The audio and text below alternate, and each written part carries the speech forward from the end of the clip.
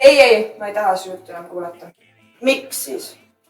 Sellepärast, et kui ma sain 6-seks, siis sa ütlesid mulle, et päkapikke pole olemas. Ja kui ma sain 7-seks, siis sa ütlesid mulle, et hambaid pole olemas. Ja nüüd aasta aega tagasi sa ütlesid mulle, et pühatöö jäneseid pole olemas. Kui sa tahad nüüd mulle selgeks teha, et vanemad inimesed ei seksi, no siis pole küll mu elu mingit mõtet.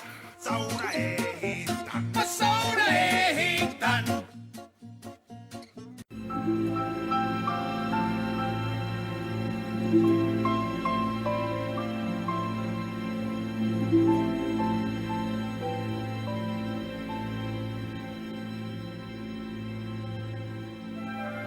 Thank you.